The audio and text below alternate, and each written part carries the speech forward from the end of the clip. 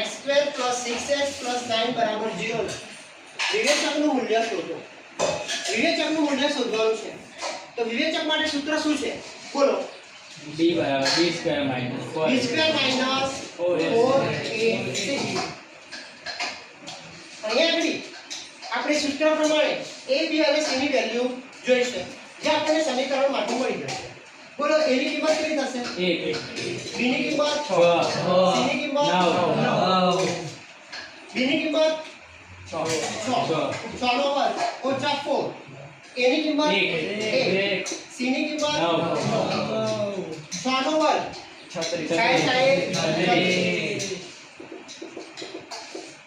9 ચોક 36 માંથી 36 જાય તો 0 b ની કિંમત કેટલી મળશે તમને? 0 d ની કિંમત કેટલી મળશે? 0 બીજો દાખલો જોઈએ.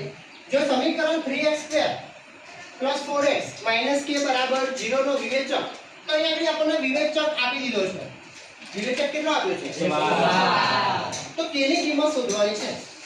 તો વિવેચક આપેલો છે એટલે વિવેચકનું સૂત્ર મૂકી દઈશું. વિવેચકનું સૂત્ર શું? d બરાબર b² - 4ac.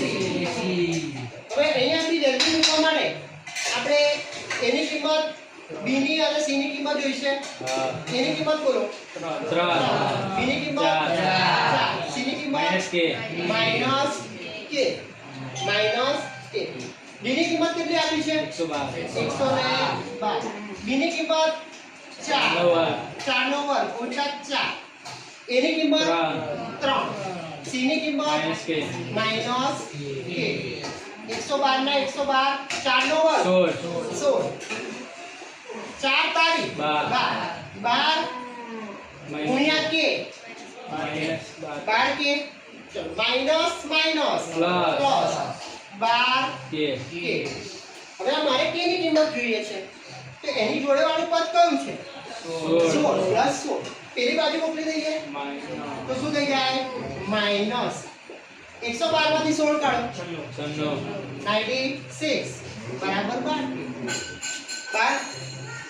k ની કિંમત શોધવી છે.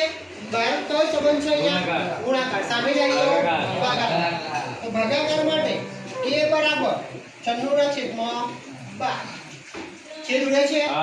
બોલો 12